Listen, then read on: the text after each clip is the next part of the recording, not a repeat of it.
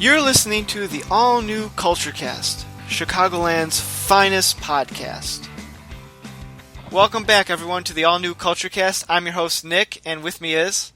the Gorehound. Hey, Gorehound, welcome. It's Hey. Kurt Russell month. Kurt Russell month. I think you'll love it. I understand they open the gym at 5 a.m. You can start pumping early. Hi there. How you doing? Say, this your $10? You know, I saw it floating underneath the car and picked it up. Here you are, Mr. What's your name? Stanley Kowalski. Polish, eh? What a coincidence. Rudy Polanski, how are you? What, I'm supposed to buy this shit? 2,000 years and you can't find one broad to fit the bill? Come on, Dave. You must be doing something seriously wrong. 3 houses, that's $375. That's 37 cents. Well, that's half the money I have left. Yeah, shit happens. Cough it up. I see you got all my greatest hits. You just put together a nice little compilation, didn't you? Let's tie her off and kick back some cold ones, huh? Hey, come and see here. Do one minute. Yeah, I guess I'll go with a margarita, huh? Hey! It is. So excited. Yes, with Kurt Russell month, tonight we're going on to our next Kurt Russell feature, a classic in some ways, Big Trouble in Little China. Before we jump into that, let me ask you, since we've talked about Bone Tomahawk, have you been watching anything interesting? Not a whole lot. I've been watching a little bit of Californication, but as you know, we went to go see Quentin Tarantino's... Hateful Eight. Yes, yeah. Both the Gorehound and Nick went out together with on a little double date with the significant others, and good old time. Yes. So yeah, besides those two, that is pretty much all. How about yourself? About the same. With work back in session, essentially, I was kind of not feeling the greatest the past few days. I haven't had a good chance to really watch anything. But that's okay. Sometimes you need a little break. No, wait. I lied. I take that back.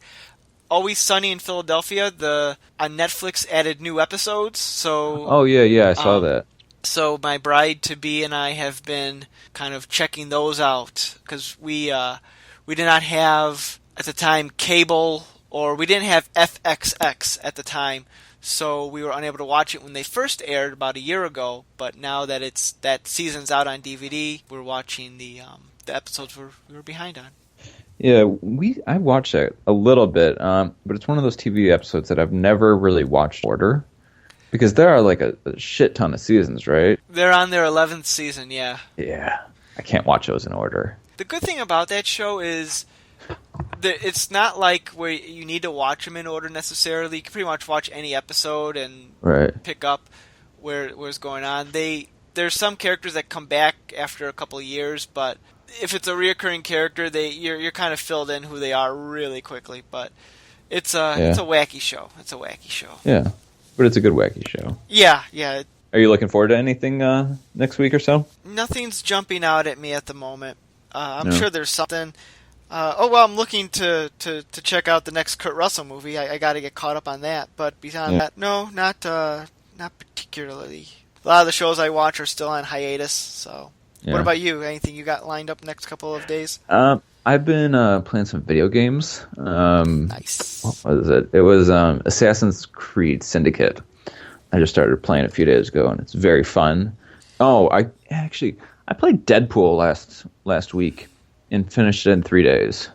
Is that a good thing that you finished it that quickly, or a bad thing that you finished it that quickly? It was very refreshing, because I'm coming off of Battlefront, which is pretty much just like an unending game. There's really no end in sight. And so it was just like on and on and on, and I kind of wanted like a sense of completion with something. And so it felt great to finish this in 3 days, and just to, finish it and then put it away and move on to the next game. I feel like I just like read a book or something like that. Mm-hmm. So yeah, that is a good thing.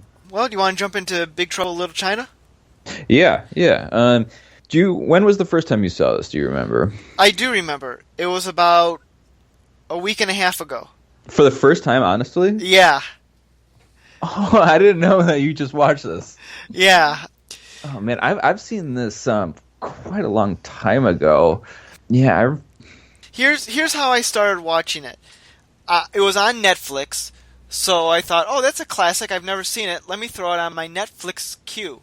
So, like many movies that wind up on people's Netflix's queue. They never are watched, and they just sit there for years on end. And about a week and a half ago, my bride-to-be, we said, let's watch a movie. So I was thumbing through Netflix. He said, oh, Big Trouble in Little China. That's a great one. And I told her, oh, I never saw it. She's like, oh, you've never seen this? I'm like, no. Like, we're watching it. I'm like, okay. So, which is funny, which is kind of inadvertently how we got Kurt Russell month, because you had texted me about wanting to do the podcast on Bone Tomahawk starring Kurt Russell, and I was about to text you about doing a podcast on Big Trouble in Little China. So I thought, well, let's just bring them together. Yeah, it works. So that's how genius ideas are formed. But so, what were your first impressions?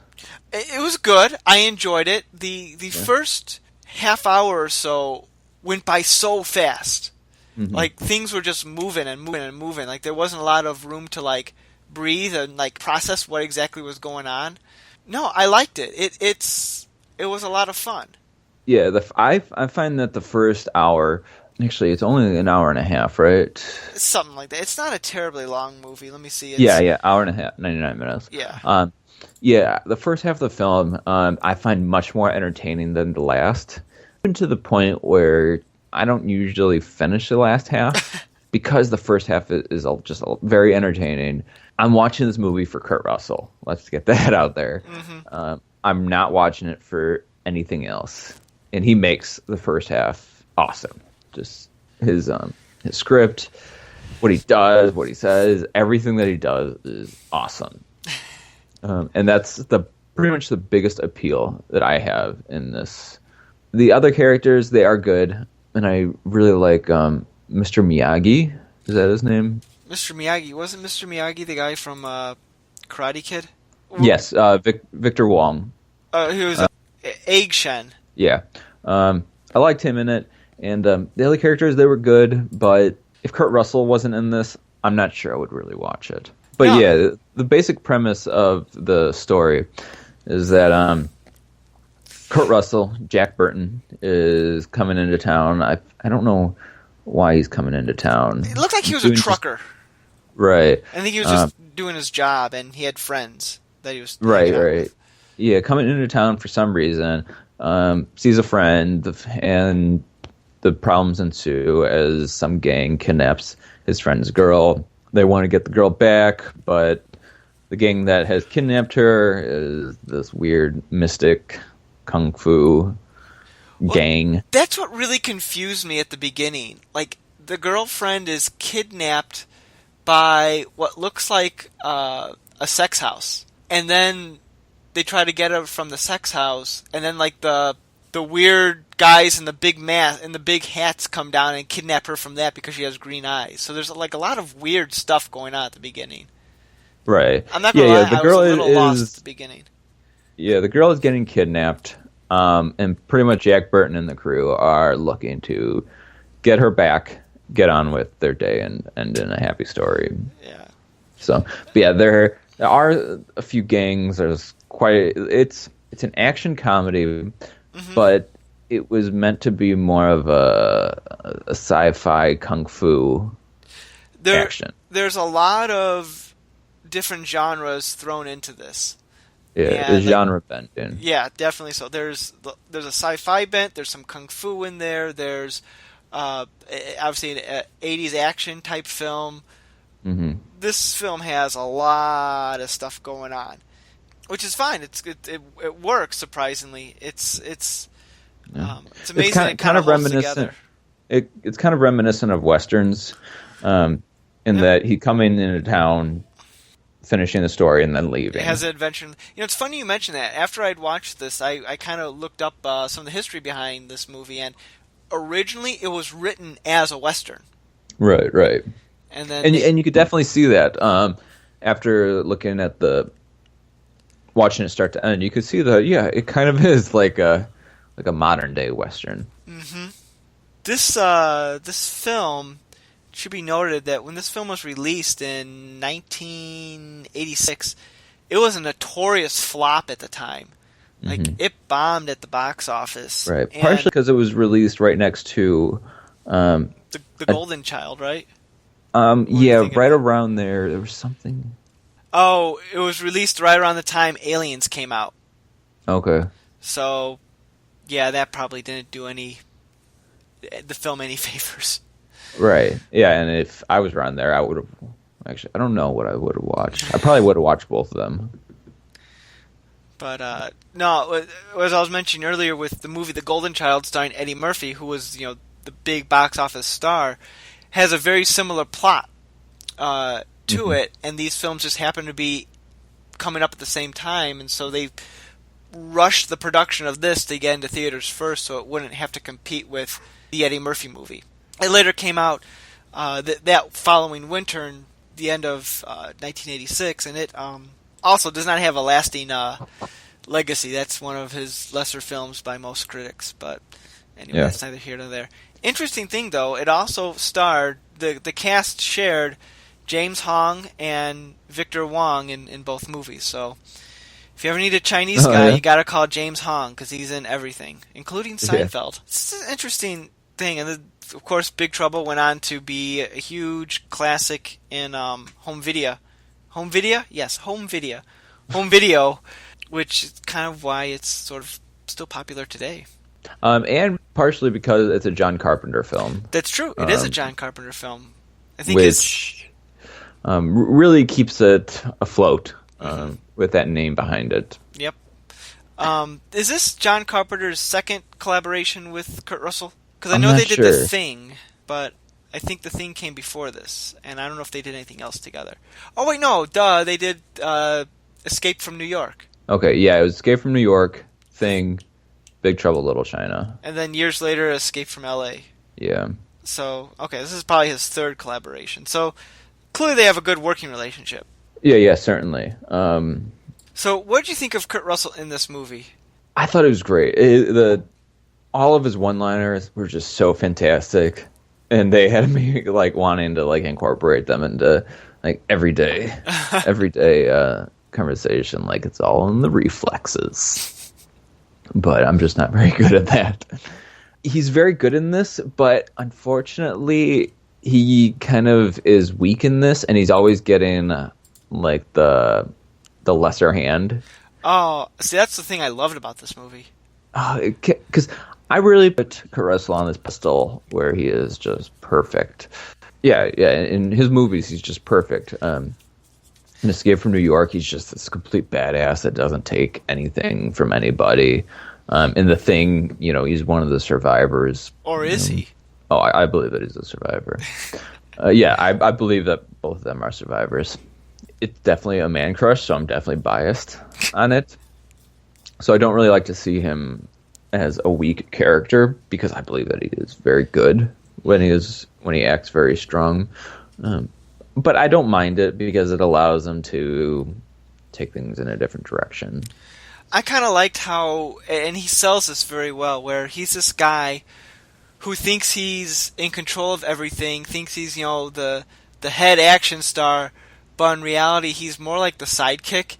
But doesn't realize he's the sidekick. He's like this colossal screw-up.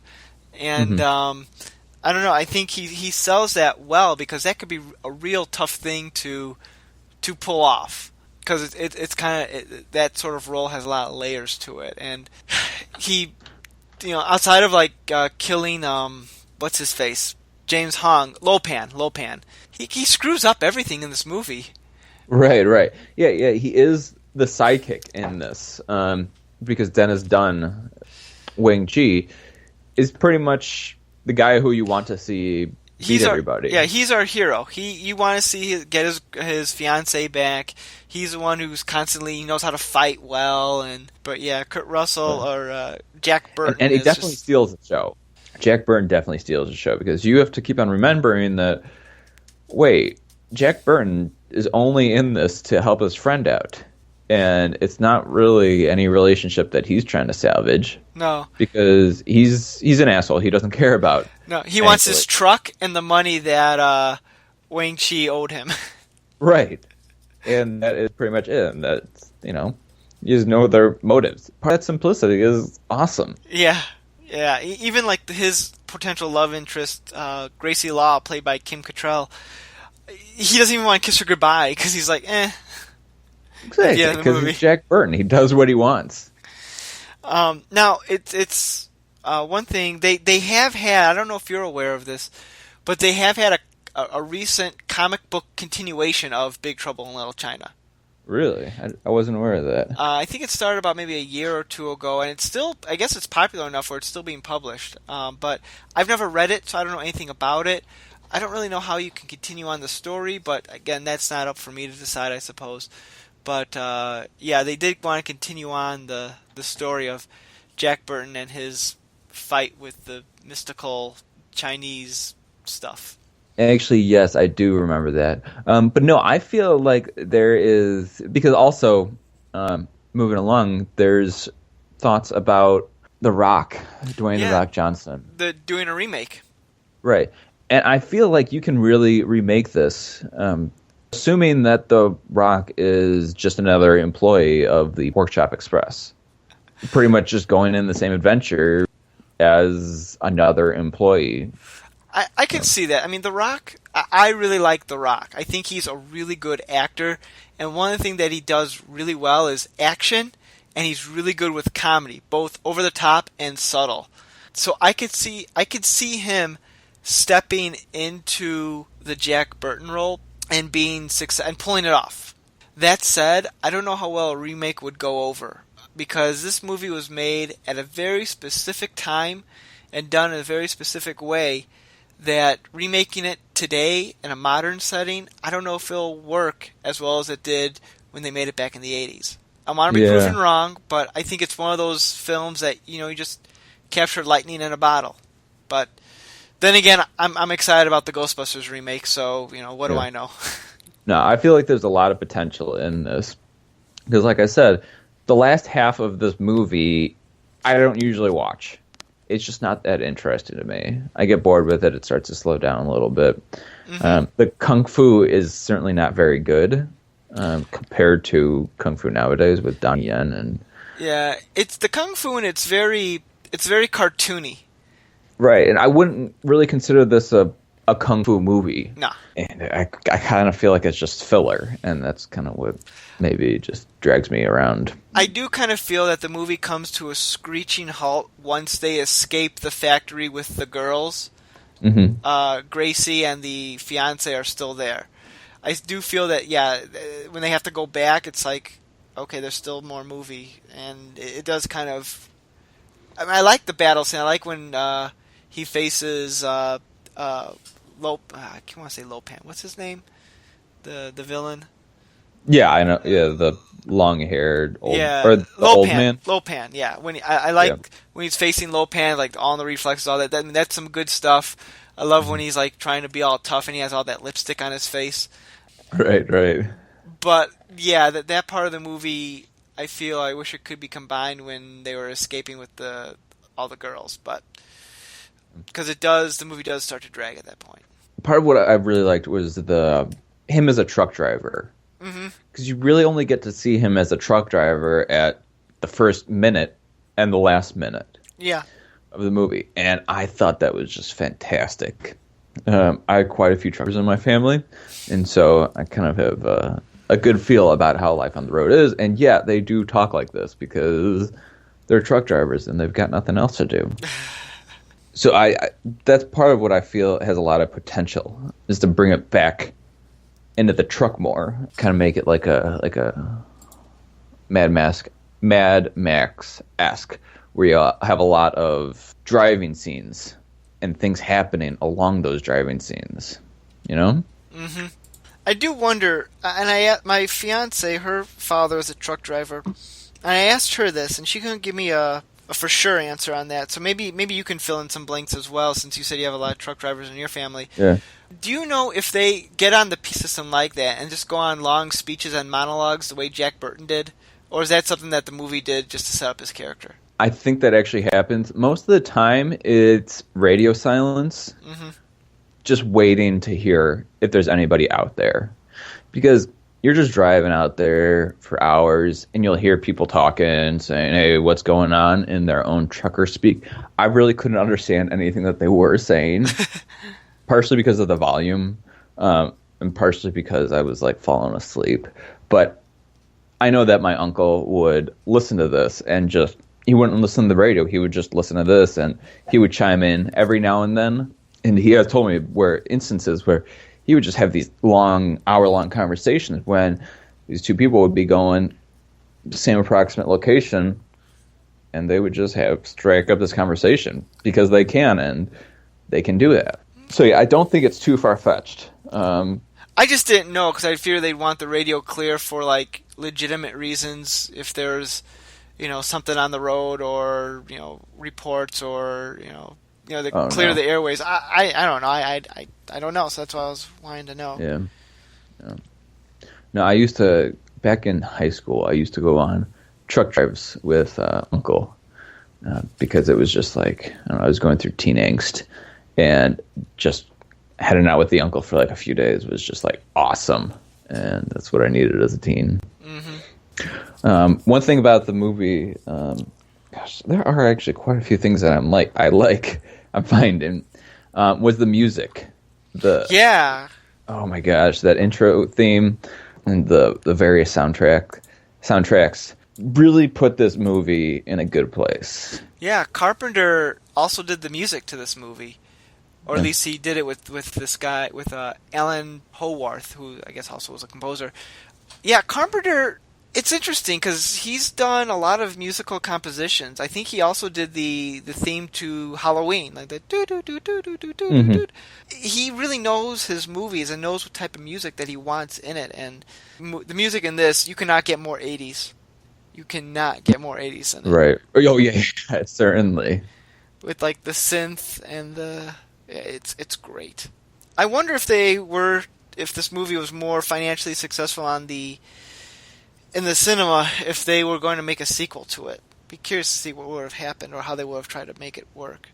Yeah, because they could have put out like 3 sequels and it would have been like on par with all the other movies being made at that time. Yeah, the 80s in particular were really big with sequels.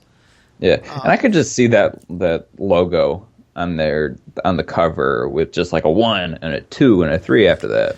Let me see. Let me look at it. Oh yeah, totally. Yeah. Big Trouble in Little China 2. Yeah. Jack's Chance. Even Bigger Trouble. Yeah. Bigger Trouble in Little China.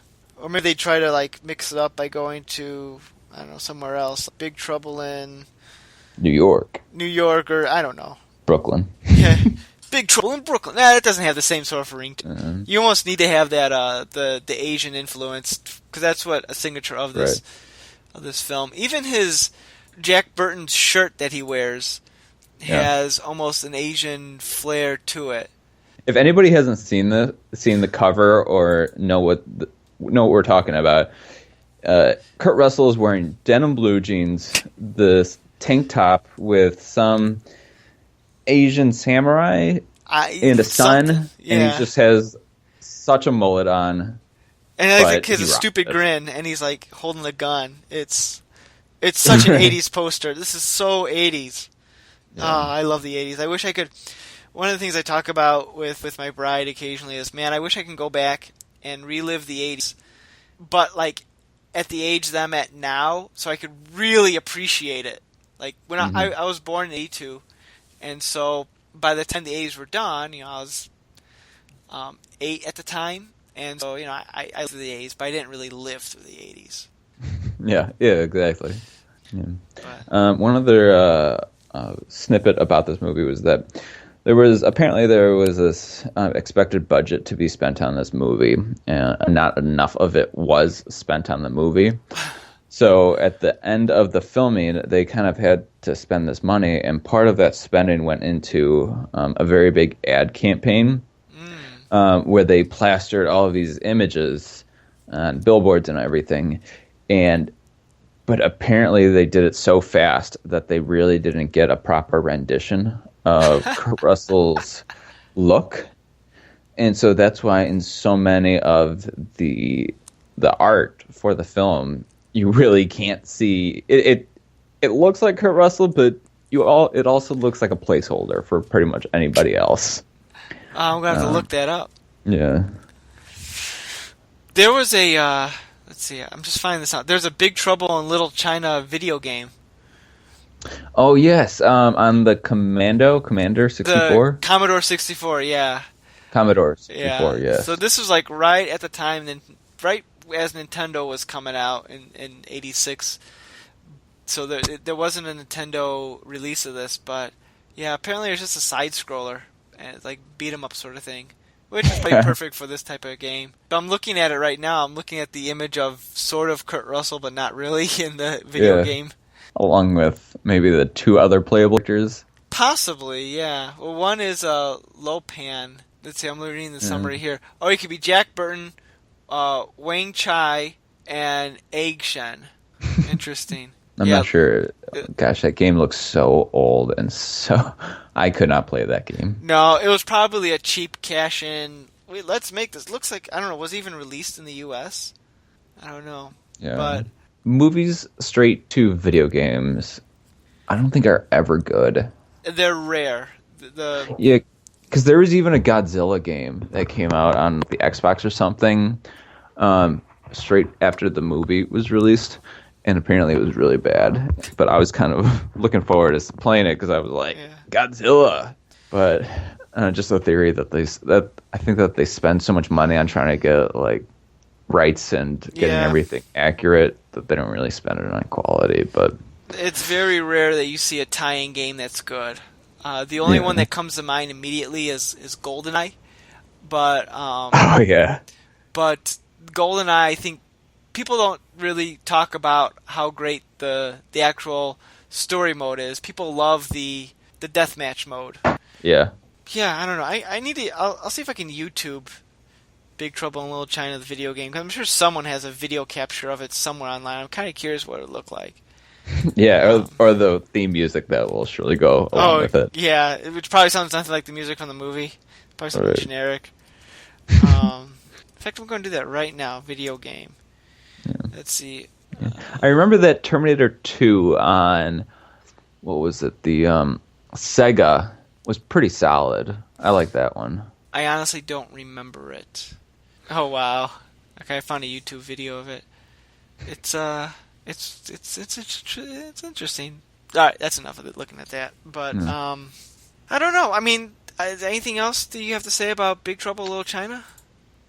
I guess my closing thoughts would be that it's very fun to watch if you're into the 80s. Even funner to watch if you're into the 80s and love Kurt Russell. Altogether, I don't know if it's a really good movie. I watched it because I like the 80s and I like Kurt Russell. Mm-hmm.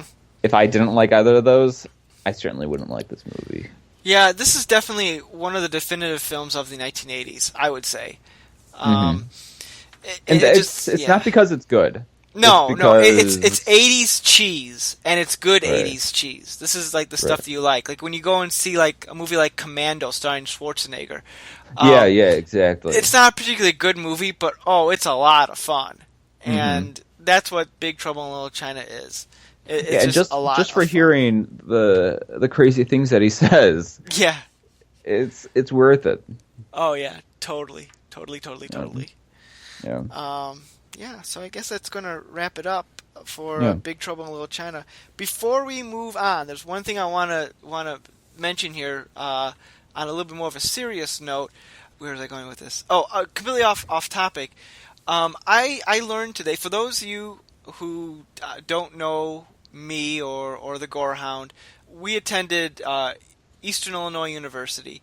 Specifically, I attended Eastern from 2001 to 2005, and during that time I worked at WEIU, the television station there. I worked on their nightly news show, Newswatch, and I learned earlier today that the WEIU is in a little trouble, in that I guess the FCC is trying to, and I'm still trying to learn more about it, so my information may not be full.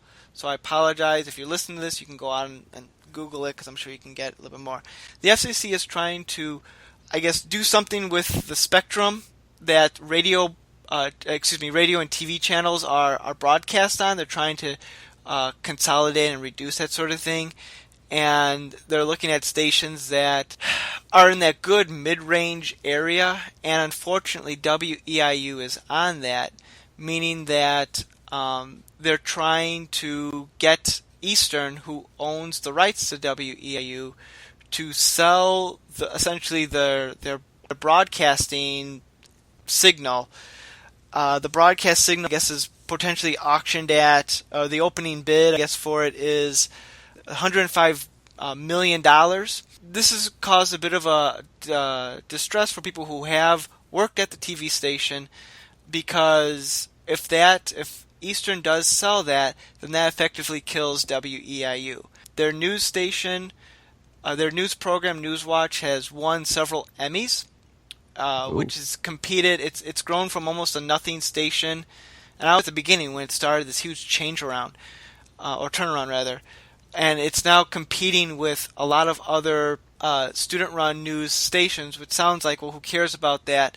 It's surprisingly, that's actually a really big category in sort of more smaller-based local Emmys. And there's actually a category for college-run news-based sort of things. It's highly regarded. Graduates from there have gone out to really pursue jobs in good markets. For example, friend of the show, Brian Hajic, he was a worker there, and the other buddy of mine who came to the Halloween party, Travis, was started out there. Now he's working in the news as well. The graduates there go out and have fantastic careers from this program. It's in danger of closing.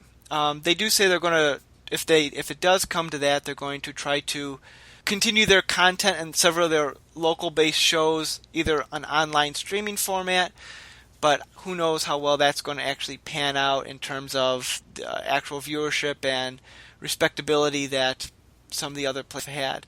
And it will really take away from the whole aspect of having future journalists and being able to learn that stuff. So I'm only bringing this up to raise awareness of it, because it will be a huge hit for the people at WEIU at Eastern Illinois University. And so, yeah, you could probably learn more about it on, I know the WEIU FM and TV alumni page on Facebook's doing it. I'm sure it's out in other media places in the local Charleston, Central Illinois area. It is a PBS affiliate, so there's that attached to it as well. So just throwing that out there. Cool. Yeah. Don't take the quality of this show and compare it to what WEIU is, because there's a significant difference. They're really good. We're just two guys who talk every week. Yeah, we're just two guys who talk every week. But this is just something I learned earlier tonight, so I know my thoughts are kind of scattered at the moment because I didn't have much time to put it together. But I did want to throw that out there just for that, because I mean we're talking about entertainment stuff, and this isn't too far detached from what we kind of do in the broad spectrum of things. So that's all. That's I'll get off my soapbox. Well, very good share. All right. Well, I think that'll about wrap up. Next week we'll have another Kurt Russell discussion. What movie are we going to talk about next week? It's going to be a twofer of Escape from L.A. and Escape from New York. Snake. Snake. Yes, it's going to be a Snake Plissken episode. Plissken. I have problems saying that. So expect awesome things for that. I already have my. I got to rewatch these films. I take that back. I have to watch these films. I'm looking forward to it because these are classics. So yeah, I just have to give you a little preview. There's the scene in Escape from L.A. where Kurt Russell or Snake Plissken is surfboarding down the alley with Steve Buscemi in the convertible, driving in the next alley, and he jumps in to the convertible. Greatest scene ever. Somehow I remember seeing something like that in like the previews years and years ago. So I'm looking forward to watching these movies. Also directed by John Carpenter, so we'll keep that connection as well. Okay, Gorehound, thanks for joining me tonight, and I look forward to talking to you next week about the Escape movies. Yes, very good. All right. Have a good night, everyone. Take care. You've been listening to the all-new CultureCast, where every episode is all new. Check out our blog, Zach and Nick's CultureCast, at znculturecast.wordpress.com, and find us on social media. Send us an email at nick.culturecast@gmail.com. We'd love to hear your feedback, comments, and requests. Theme music by bensound.com. The all-new CultureCast, a saltwater production, copyright 2016. My coworker just texted me saying there's going to be an X-Files event coming up. Did you know? Were they being, like, joking about that, or they... No, apparently I don't talk about X-Files. No. No, because she knows how much I love Gillian Anderson and David Duchovny. Because apparently I talk about them a lot. Because she was like, I know you like them. Okay, maybe.